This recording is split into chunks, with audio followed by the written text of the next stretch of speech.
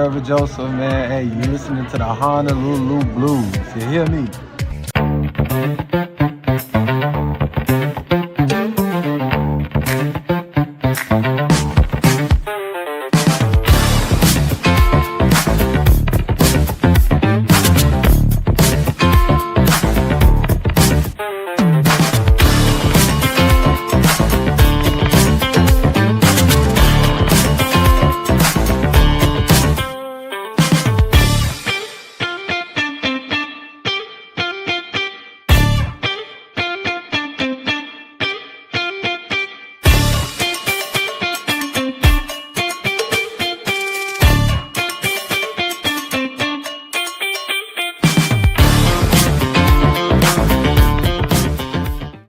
What's going on, everybody? Here's my Lions flag. Good, what's good? Still got it, even though Still got it. Flag didn't really get to fly this weekend due to some unfortunate circumstances. But got me and Julius today. No Nick, he's out camping. I don't even know what he's doing, but just two-man show. Gonna break down, talk a little refs, Chiefs. I know you guys are all itching for it, or maybe you're just done with it, sick of it. But oh well, we still got to bring it up because there was a whole lot of nonsense and just BS going on in that game. And then of course we're gonna break down the Monday Night Football Bucs Lions game. So Julius, I don't think we got Pistons kind of in the preseason. We got Red Wings, lost the season opener, but off to a hot start. I think they're 4-1, 3-1. Just had a nice win over the Panthers. 3-1. Okay, 3-1. We beat the Panthers 4-1. That's where I was confused at. Yeah. So yeah, wings are looking good. Sounds like we got a little bit younger, maybe a little bit better team this year. We'll see how that goes. Pistons. I don't know if you've been seeing any, Cade highlights, Jalen Duren highlights. It looks like the Pistons, we had some guys take some next steps. Some bummer news. Jaden Ivey going to be out like a month, had to get some more surgery. Sucks so much that him and Cade have only played, I want to say I saw it was like 94 out of 256 possible games. So it will be nice once both of them, fingers crossed, knock on wood, they could both get healthy and, enter the, I guess, a couple weeks into the regular season of the, season together. So thoughts on any of the sports teams and even the Tigers in that brutal 15-inning loss? See, it was such an abnormally bad Detroit sports week we've had in like 3 or 4 years. We had Michigan and Michigan State go down. It was So Nick can't be even on here saying go green, go white.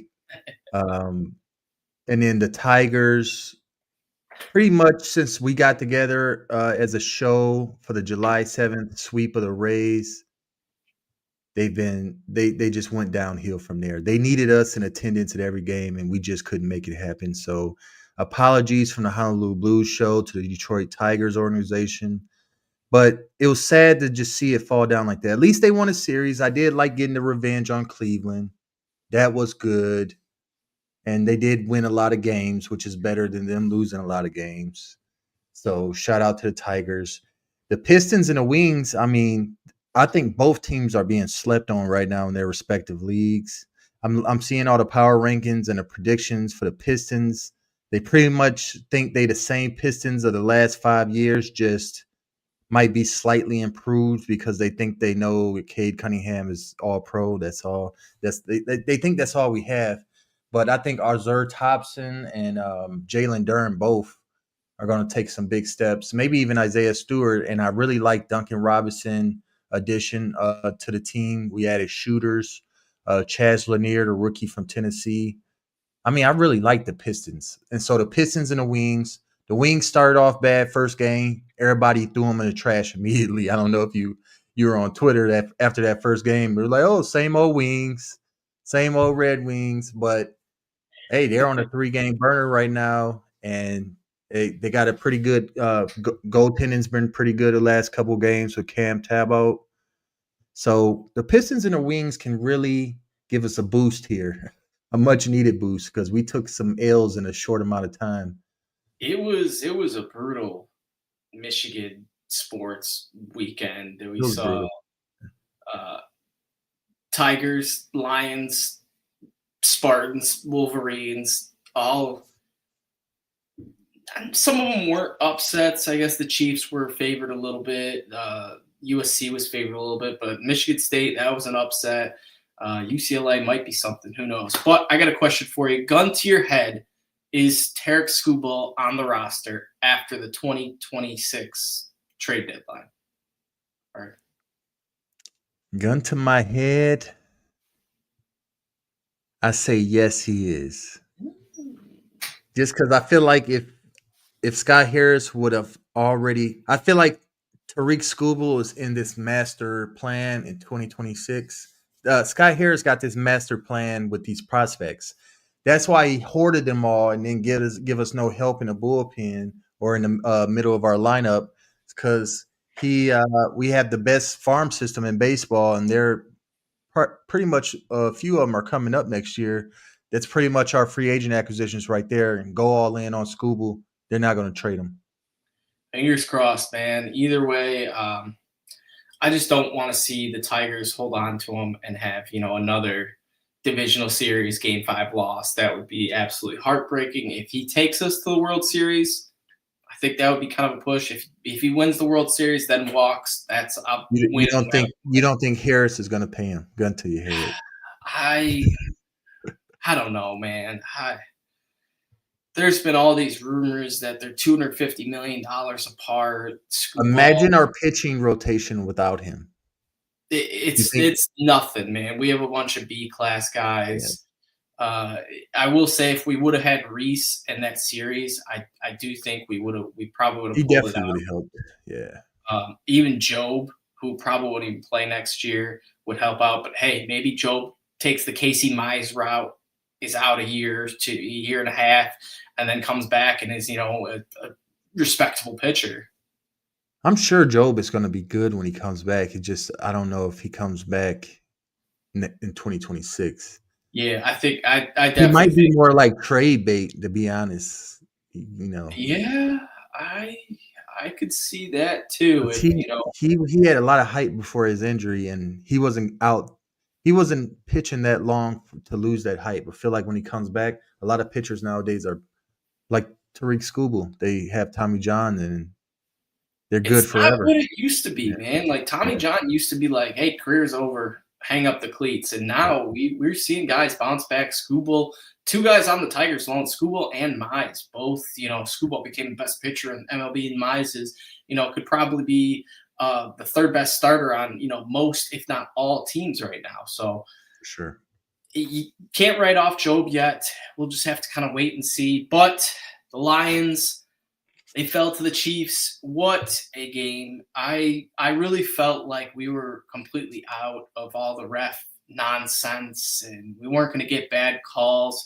And I'm not even going to say that, the Jared Goff touchdown is why we lost, but it's just another, yet again, like NFL referee fumble where, Goff had the sick touchdown catch, Monty out of the Wildcat, and the whole ref issue where they got the call from New York, and then afterwards they said no, they didn't get the call from New York, and it was just very miscommunication, and it was just a whole kind of mess up on the NFL.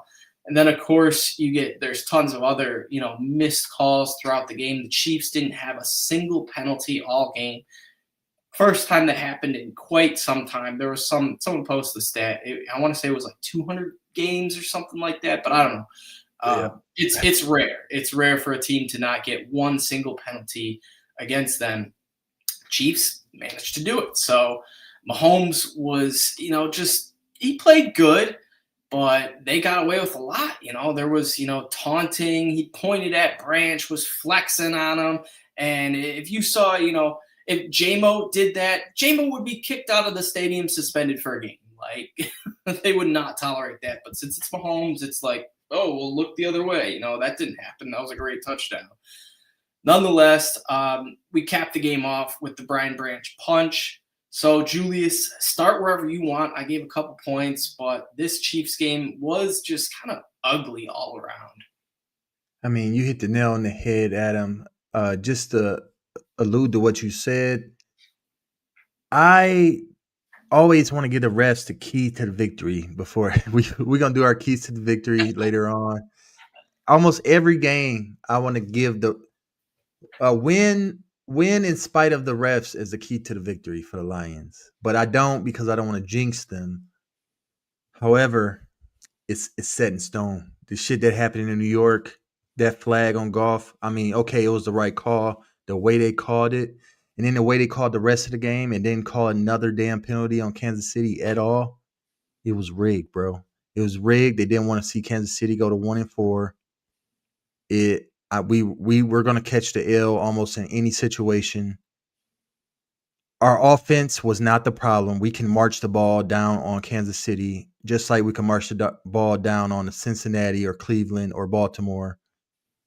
We can march it down on Green Bay. We have the best offense in the league when it's humming right. It just really wasn't humming perfectly all game. That's the reason we didn't win in spite of the refs. However, just going forward, that's a key to victory, bro. We have to win in spite of the refs. No matter, especially if we play in any of the elites, Kansas City, Philadelphia, Green Bay. You could throw Seattle in there. You could throw Dallas in there. If we play in any of them, the refs are a factor. That is the cold hard reality we have. Honestly, man, and how I kind of look at it is the refs aren't necessarily. Lions have become good enough to where the refs won't single-handedly win the game for them. I mean, maybe Right. there's a chance if there's just multiple bad calls, but what happens is the refs kind of even the playing field. And then if the Yeah. Lions just shoot themselves in the foot one time, Amon-Ra 4th and 2 drop, which shocked all of Detroit when he dropped that. It was a decent ball by Goff, but nonetheless hit him in the hands. We've seen Amon-Ra make thousands of catches like that, tougher catches than that, many, many times. So it was kind of a shock. I do think that Amon-Ra probably hit the jugs machine for 10 hours after that game. Probably on it right now, bro. Yeah, honestly. And I think he's going to take that personal. And I think Goff and Amon-Ra are going to have a real big bounce back game against the Bucs. I got some stats that I'll get into when we touch on that. But one thing I got to ask, do you think the Lions got a little too cute with that Montgomery pass? Like, would you have just wished we just tried to just hand it off to Montgomery right up the middle? Yeah, I do think they got a little too cute. Now, if it would have worked and they didn't throw the penalty flag because they didn't realize it and it worked even though it was illegal, I would not care. I would be happy it was a touchdown because I was the happiest I've been this season of a touchdown when that touchdown happened because I could not believe it. He juggled the ball. He pushed his way through. It was an amazing block by Amon-Ra. But like I said, the refs had to twinkle their little stupid toes into the dip and mess up the dip for everybody else, especially Lions fans. And to be honest, not only I do wish they would have just ran the ball in. That would have been the simple, most effective way with Montgomery. They did get the 4th down. I thought when they got down to the goal line, it was an easy money, but they seem to have a little issue fully putting it in the red zone sometimes. And I just want to shout out the offensive line because if Decker would have played, Skipper when I gave up 8 pressures, and Goffin had been on the back of his back foot like half of his dropbacks, which was also a huge fact. That was another reason the refs were able to affect the game because Goff, even though he played a great game, he could have had an amazing golf game if he didn't have as much pressure in his face. And Dan Skipper, friend of the show, he just wasn't that effective right there on that blind side as Decker could be. And I was going for Sewell to start there before the show for our last show with Nick. I was like, we can't keep doing the merry-go-round with Decker being injured, going from Manu to Skipper, blah, blah, blah. Penei Sewell's natural position is left tackle, bro. That's the position he was trained to be his whole life. He can be all pro at left tackle the same way he could be all pro at right tackle. Yeah, I 100% agree on that.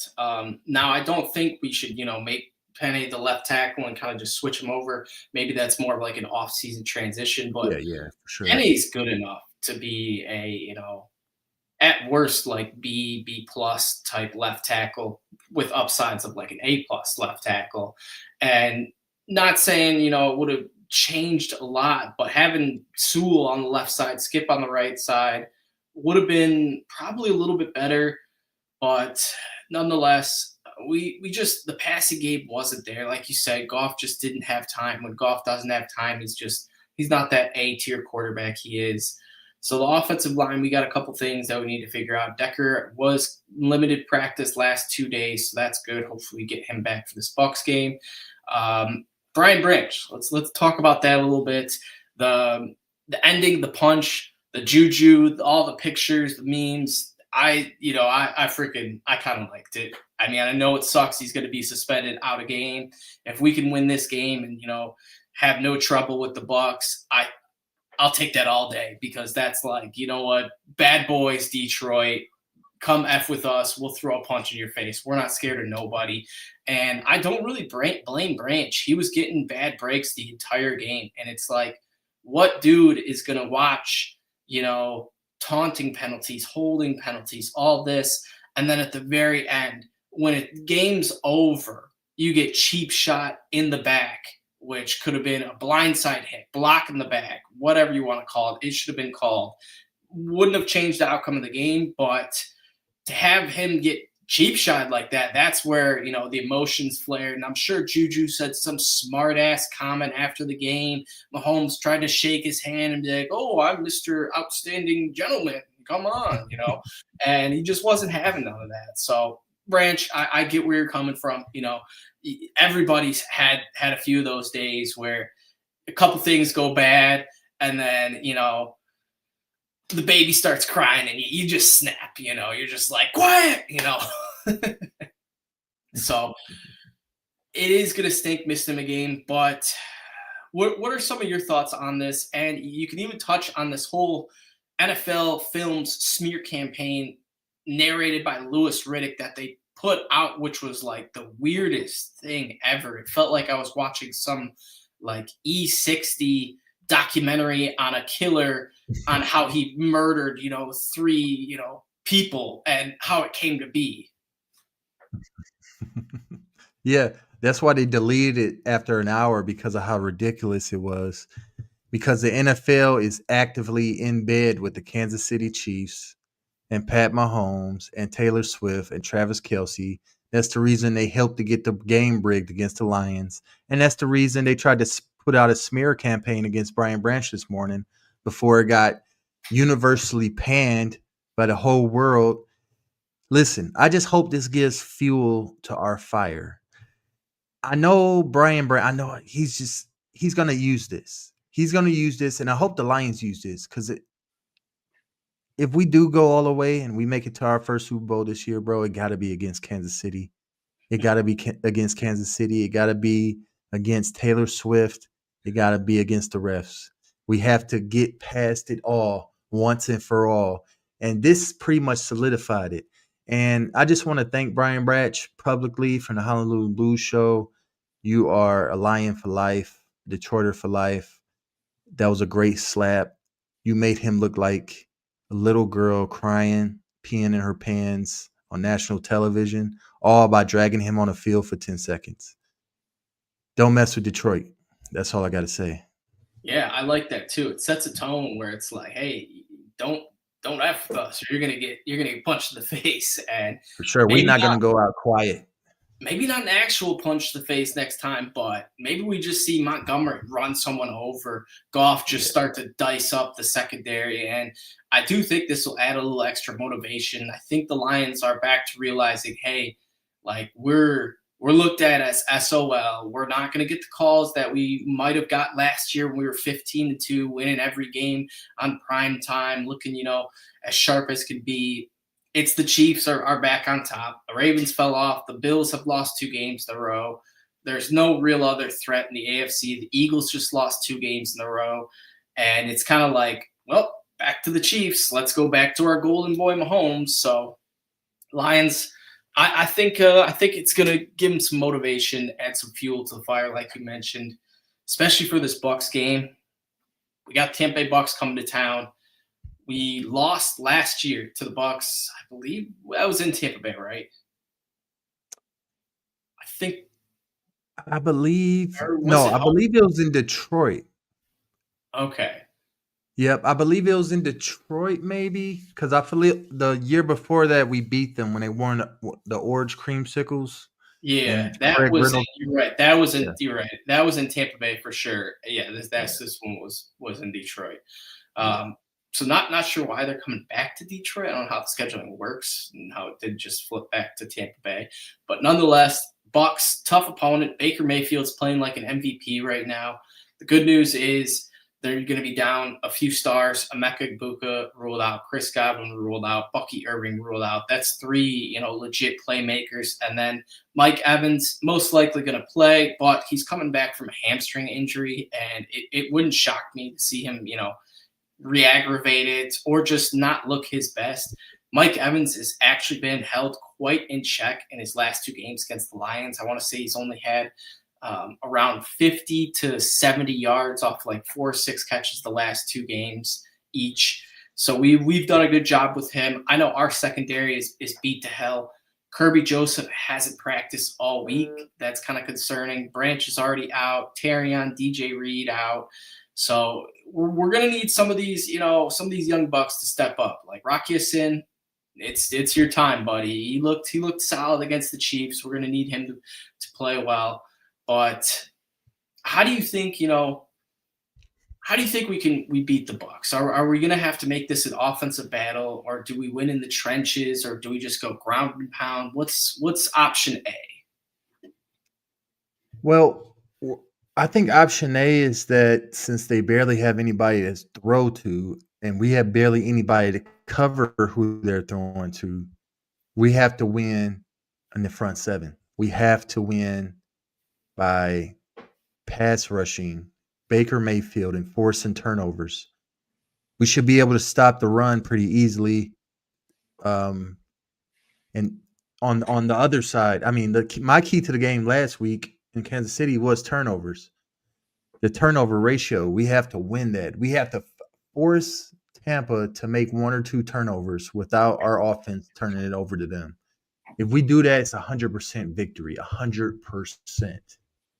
That's the only way Tampa has a way in this game is if we give them the ball for free. And I just don't see MCDC coming off a loss on the road against Kansas City, showing up in the next primetime game, not prepared to win the turnover battle. So that's like really what I'm circling. Because the injuries, honestly, it's a level playing field. With all the injuries, they got a receiver, and then all the injuries we got at corner. They still got some good young receivers. Tez Johnson, Kate Otten, the tight end. They can do some damage still. It just we can't turn the ball over. We got to force them to turn the ball over, get them in the third downs, get the ball back away. We can't. Baker Mayfield can't have a Pat Mahomes game against us. Exactly. I think another big factor is we got to take it to the Bucs fast. We got to take them out of the game, let them know, hey, like if you guys want to, come back in the second half, you're going to need to play more perfect than perfect. And the Lions, if we could have, double-digit lead going to halftime, that would be ideal. Even, a 7-point lead, if we're getting the ball back at half, that would be, good too. But a couple guys I'm looking at for bounce-back games. I think Goff is going to have a major bounce-back game, and Amon-Ra. Jared Goff has absolutely dominated the Bucs. I don't know his exact career record, but I do know that 2019, when he was with the Rams, he threw for 517 yards against Tampa Bay. I know, completely different team, but nonetheless, 517 yards, 9th best all-time in NFL history for a game. Pretty good, and he averages 278 yards per game against the Bucs over, I think he's got 6 or 7 matchups with him. No joke intended there, but I think we're going to see Goff and Amon-Ra, take control of this game.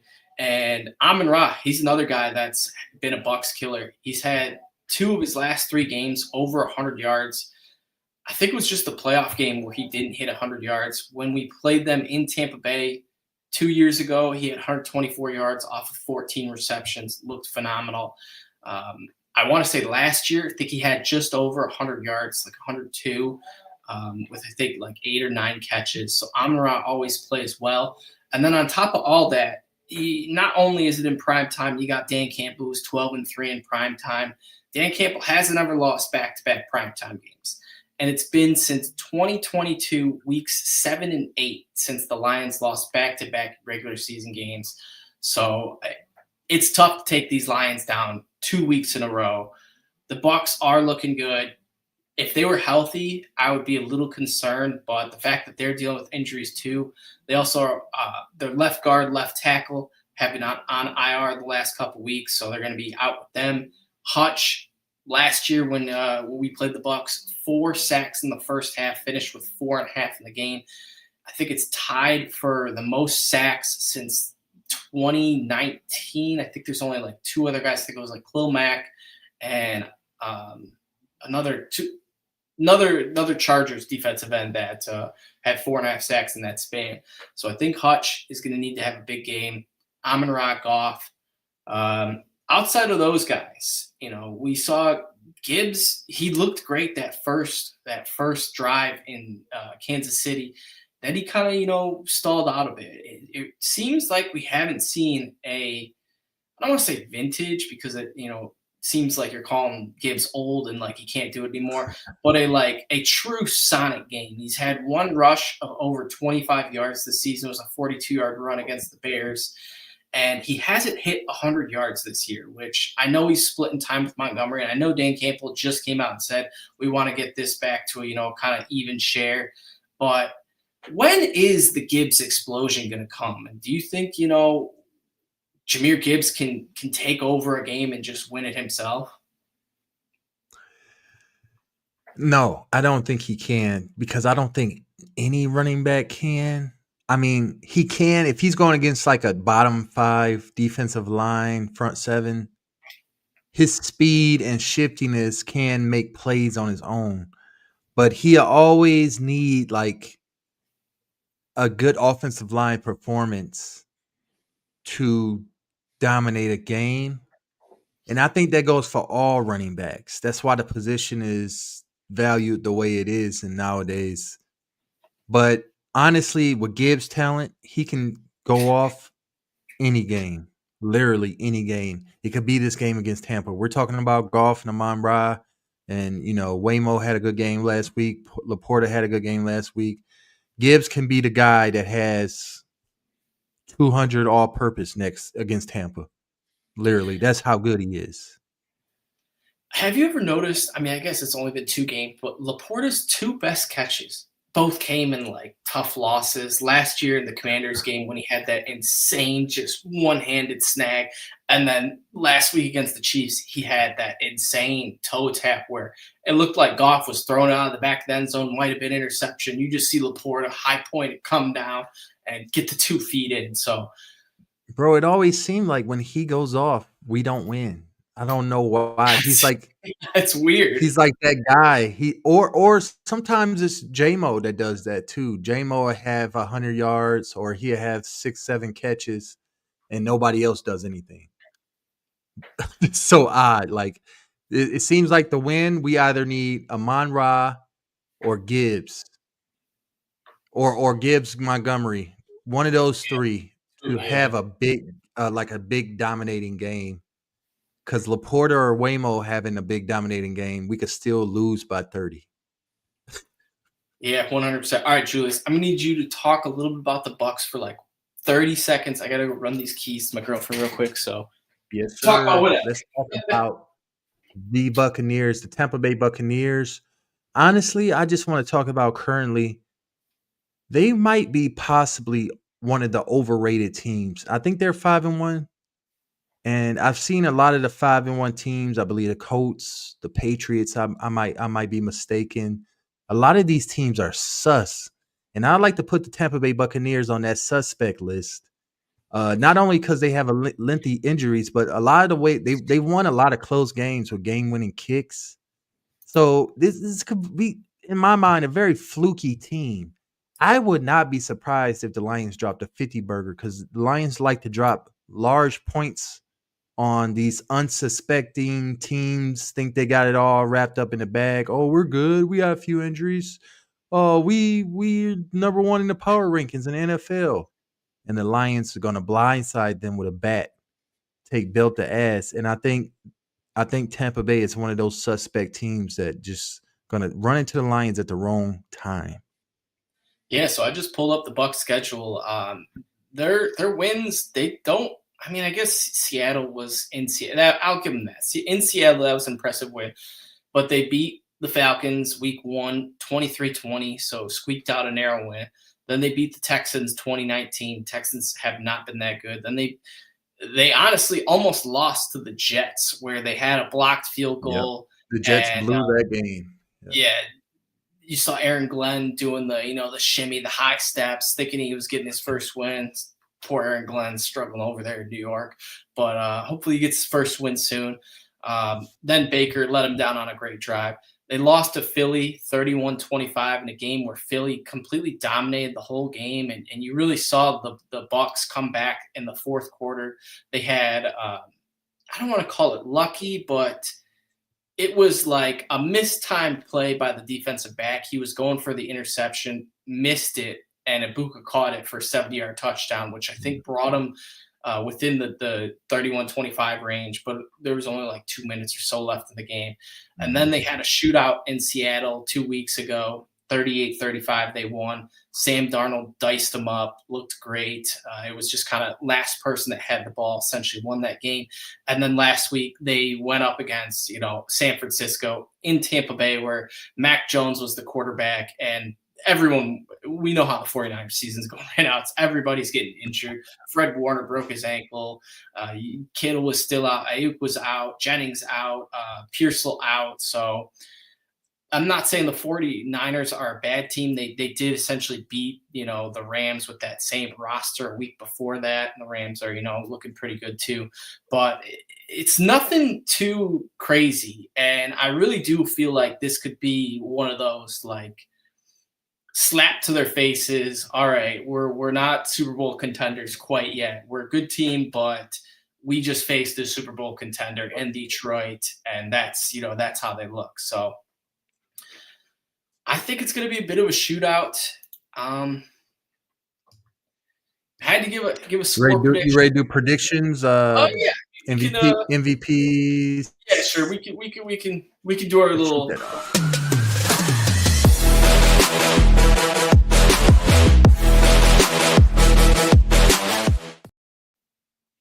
Let's go. Score prediction. So we do a little MVP, defensive MVP, offensive MVPs, score prediction closest to. I have no idea what the standings are right now. I've missed the last couple shows, so I think you and Nick can hold it down. I believe it's 11. I have 11. Let me check. I think Adam might have 9. You might have 9, and Nick might have 8. But I know it's pretty close. Yeah. It's 11 Julius, 9 Nick, Adam 8, and this week it's Adam, Nick, Julius. So you're gonna give your picks, then we got Nick's, and then I'm gonna give mine. All right, yeah, just you could just give a couple alternates. You got some catching up to do, my friend. Yeah, I know. I score prediction. Do things could be a shootout. Both teams are banged up. I think the point spread, it opened at 52.5. Just double check there real quick. Yeah, it's still at 52.5. I think it's the highest spread on the week. So I'm expecting some points. The offense should be cooking, back and forth field. The Lions, both games at Ford Field, 52-21 against the Bears, 34-10 against the Browns, outscoring opponents 86-31 at home. So I think the Bucs might be in for some trouble. I'm gonna go. I'm gonna, I'll give them the 40 burger. I think we're gonna see 42-28. just a good old fashioned back and forth type game. And I do think the Bucs might slip up once or twice, just enough to give the Lions, that little gap. And I think it's going to be very similar to how the Lions Bills game was last year, where the Bills raced out to like a 14-0 lead, and the Lions were essentially just trying to close that gap, answering, but the Bills kept answering the Lions, and it was just back and forth. But if someone has to slow any part of the game, I think that'll be crucial. Need the Lions to just pedal on the metal, don't let up. Dan Campbell, stay aggressive, stay, smart with all your decisions and whatnot. 42-28 is my score prediction. And I think I got to go MVP, offensive MVP. I'm going to go Jared Goff. I really wanted to go Amon-Ra, and I've taken Gibbs like the last 15 weeks. Hasn't worked out last weeks, but Goff, I think he's going to dice him up. He loves to play in Ford Field. He's a monster in Ford Field. Mentioned a few stats earlier where he's averaging around 270, 280 yards per game against the Bucs. He knows this defense. He knows Todd Bowles, and he does well against them. On defense, got to go with the low-hanging fruit. It's the easiest pick ever. Aiden Hutchinson's going to continue that 4 or 5? 5-game sack streak that he's got. 5. Yeah, longest active streak in the NFL too. Do we see another strip sack by Hutch? Because it seems like this dude gets one every single week. He had one against the Chiefs. Maybe against the Bengals. I know he did. Well, it wasn't a strip sack, but he had I think it was the last 3 weeks. He's had a strip sack. Yeah, last week he had one. Yeah, last 3 weeks. And then, oh man, that Mahomes, when he just spikes the ball out of it, my first thought was, how did Mahomes get back onto that? And it's just Chiefs voodoo black magic, where the ball just bounces perfectly when you're in Arrowhead. So I think when we're back in Ford Field, the ball's gonna bounce our way a few times. Give me Hutch. I think he's gonna have at least 2 sacks. I think we're gonna see Hutch turn it up. He played well against the Chiefs, had the strip sack, nearly had another sack. Honestly, should have had another sack. I don't know if you remember the play when Hutch gets an arm on Mahomes and he kind of spins out of it, then throw a strike down the middle for a touchdown to Hollywood Brown. But on that exact play, Hutch is just getting absolutely held. The dude's got his arm around his neck. He has the whole, bent back thing, gets by him, and it gave Mahomes just enough time to, be able to spin out of it, for Hutch to not have his full grasp on him and turn into a touchdown. But Baker Mayfield, he is slippery, and it wouldn't shock me to see him, get away from a few sacks. But nonetheless, Lions are 4th in the NFL, tied for 4th in the NFL with sacks. You got AQM that's tied for 8th in the NFL with 4.5 sacks. Hutch looking great. We're getting Aleem McNeil back, which will be huge. McNeil himself might not be a major contributor. He might not show up big on the stat sheet, but his presence, him being there, is going to help out the edge, the pass rush, everything. Because if Aleem can get up the middle and it forces Baker to go left or right, he's either going left to Hutch or right to, Al-Qadim Muhammad. So I like Hutch a lot this week. Who do you got for your MVPs and score predictions? All righty, just to recap. So, Adam, you're first up. You have Lions 42, Bucs 28, offensive MVP Goff, defensive MVP Hutch. Nick would be up next in order. He has the Lions winning 27-24.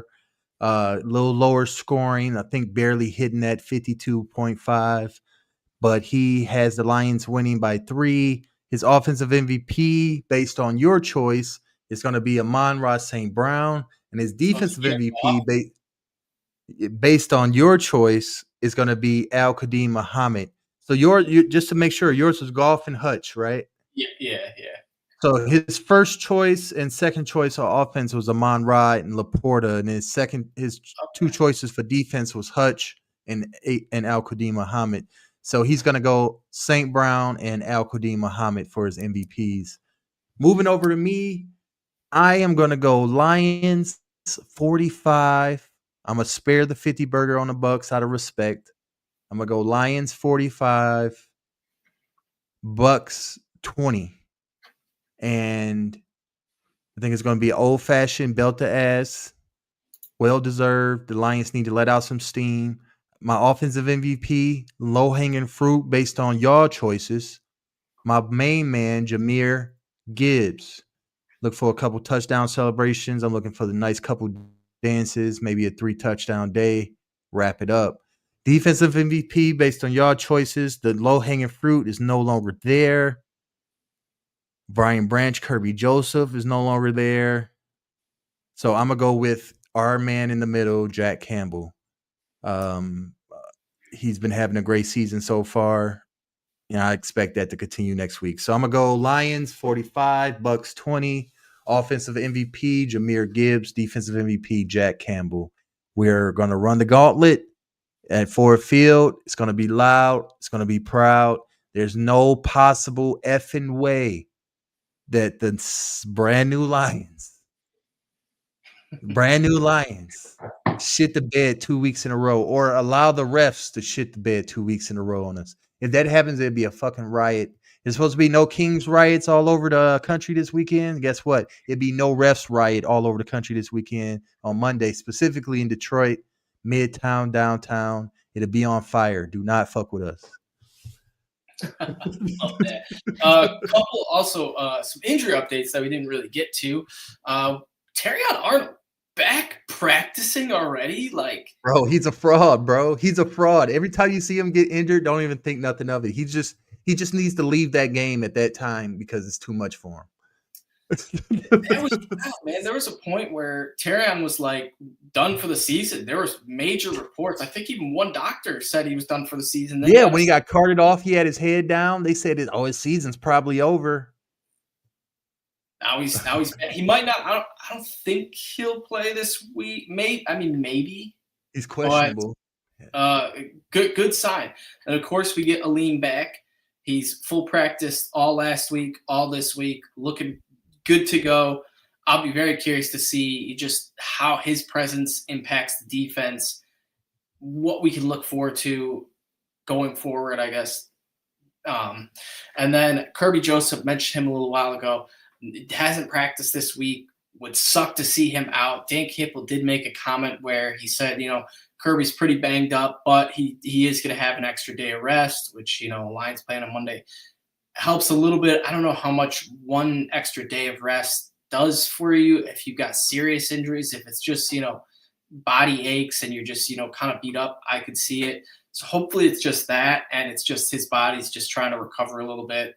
And then Decker was back to limited practice. He looked like, hopefully he should be back. And if we can get Decker back, that'll be huge. I know Decker's been, a couple times he's been old, not looked the best, but nonetheless, he is by far better than, kind of anything we could put out right now. Love Skip, but, to be thrown into that left tackle job against the Chiefs in Arrowhead, that's a tough task. And even if he had, I wouldn't panic if Skip was playing left tackle again against the Bucs. But Decker definitely makes me feel much more like you said, Skipper is just better at right tackle. And we saw that in the preseason. We saw that in prior seasons. He's a swing tackle. For one, he's not a starter. And for two, he's just better on the right side because he's better run blocker than he is pass blocker. Yeah. But I think that's only the major injuries. Bucs, like I mentioned, and they're also getting cornerback Zion McCollum back. He's one of their starters. I think they're expecting him back. Just pull it up here. Right now, Godwin, Bucky Irving out, Ibuka out. Evans questionable. Levante David, that's a new one, questionable. I expect Evans and Levante David to both play. Terrion questionable. Decker questionable. Aleem good to go. Kirby questionable. Oh, another one, DJ Reader. I think he's got one limited practice and two no practices this week. So he's been, a little bit banged up. Maybe it's just, the age is getting to him. And perhaps this is like Dan Campbell saying, hey, we got to lean back. You don't need to be that 95 to 100% snap count player. We can get you rotated in. And I think once, next week or so, all these guys are healthy. Aleem gets some play time under his feet, gets back into the thick things. Having him, Aleem, DJ Reader, and Tyreek Williams rotate out of that defensive tackle, nose tackle slot could be nasty. And when we face Philadelphia, I hope, this is what I hope so much. We have Aleem at nose tackle, Reader right tackle, and Tyreek left tackle. Just cram it in, stop the tush push, let everyone know this isn't a cheap play. It can be stopped. And what better dudes than those three big boys to get it done?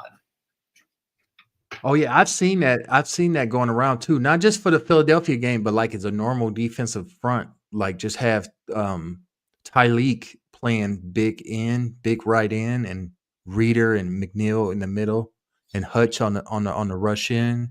I mean, that's a fearsome four, bro. That's a fearsome four. Absolutely. So we got some Red Wings action tonight, so that will be Tampa good. Bay Lightning. Tampa Bay Lightning. So no sports really on. I guess is there some playoff baseball? Some action. I think there's some action going on. Yeah, I want to say Mariners. Yeah, okay. So we got both baseball games on tonight. Dodgers are probably going to sweep and win the World Series. So I just hope. I mean, I don't want to say I hope for it because it kind of sucks. Like the Dodgers are just buying their way, but I just kind of hope they steamroll, and whoever they face, Blue Jays, Mariners, they just sweep them and make it look like, hey, no one. The other day, no one was probably going to beat this team. Might make me feel a little bit from better. day one, from the moment they signed the three best Japanese players in the world. For real, man. But I think that's going to do it for us today. As always, you can check us out at Honolulu Blues _ on X. Like and subscribe, all that stuff on YouTube. Check us out individually. Everyday FFB, the fifth top for Julius. And, Julius, you're going to have to end this one. So I'm going to end this one. I just want to shout out. We got 1,000 live listeners. We appreciate every last one of you guys. I don't know if we did. I think I did mention it, but we hit 70,000 on X, Twitter, whatever you want to call it. So that was super cool. Next major milestone for me, where like I'm gonna feel like this dream come true is 100K. Might take a minute, but I think we're gonna get there. Shout out to all the fans following us, interacting with us. We appreciate all that. As always, go Lions.